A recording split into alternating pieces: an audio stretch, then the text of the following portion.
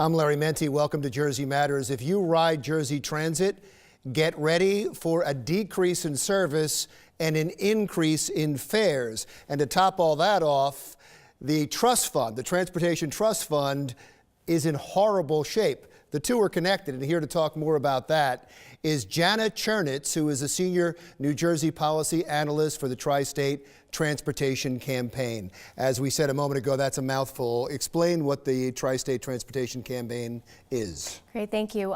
Tri-State Transportation Campaign is a nonprofit, nonpartisan transportation advocacy organization. We concentrate in New Jersey, downstate New York, and Connecticut, and we work for a more sustainable transportation policy in terms of increasing transportation choice and moving away from dependency on automobiles. Wow, so you must be horrified by New Jersey at this point. I've very disappointed in what's going on in New Jersey right now, absolutely. Let's start with the trust fund, because that is the root of the other problems that we're going to talk about. The Transportation Trust Fund, how healthy is it at this point? It is, even if I said life support, that would be optimistic. It is insolvent. As of 2017, there's no money whatsoever for any transportation projects in New Jersey funded from the state. And explain what it funds. I mean, it's obviously highways and roads, but more than that. Absolutely. Highways, roads, bicycle and pedestrian amenities, mass transit projects, anything transportation related in the state. You know, you hear a lot about the federal responsibility in all of this, that we pay a lot more money to the federal government in transportation funds than we get back. Mm-hmm. Is that a problem? Well, the Federal Transportation Trust Fund is also in dire straits. So we have a double problem, one in New Jersey and one on the federal level. But we really need to take care of what's going on in New Jersey because that's, you know, that money needs to come in so that the agency can plan and that municipalities and counties can also plan, because that has a rollover effect onto property taxes in the state. Oh, that's a big thing. Now, that's one unpopular thing. Let's talk about two other very unpopular things. Yes. The gas tax. I think the gas tax is not as unpopular as people think. I would counter that, just because I've seen the public opinion polls. Right. If you asked anybody, do you want us to raise your gas tax? Of course the answer is no. If you ask me, no. But I understand that it's necessary. If you raise the gas tax, you'll be able to do more. And that's where I think people understand it's a necessity.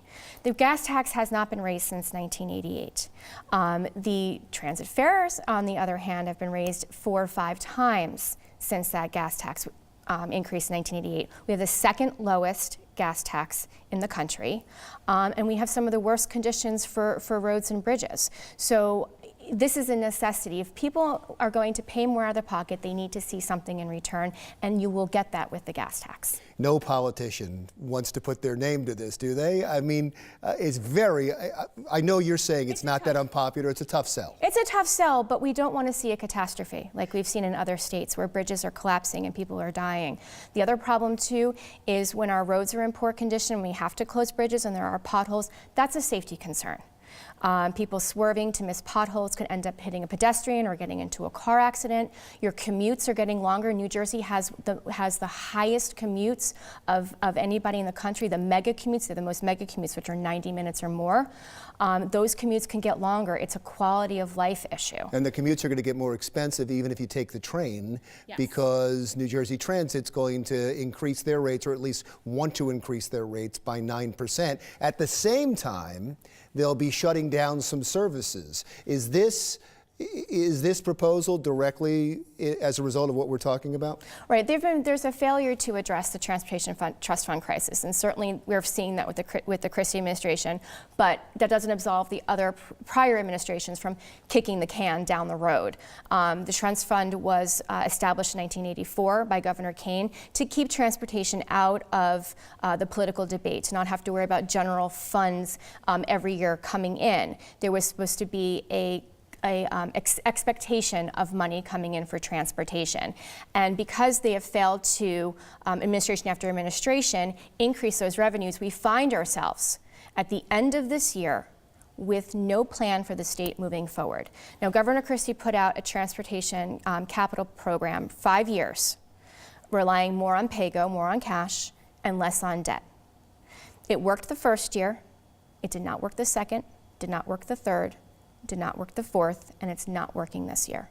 And instead, we've increased the borrowing, which puts a further constraint on our funds.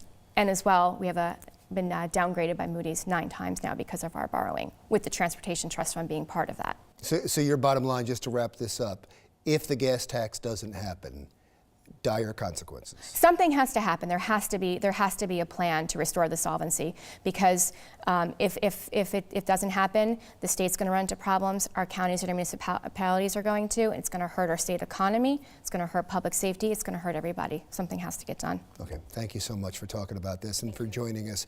Jana Chernetz, who is the Senior New Jersey Policy Analyst for the Tri-State Transportation Campaign. They are nonpartisan. They just look at transportation and how you can improve it. Jersey Matters continues in just a moment.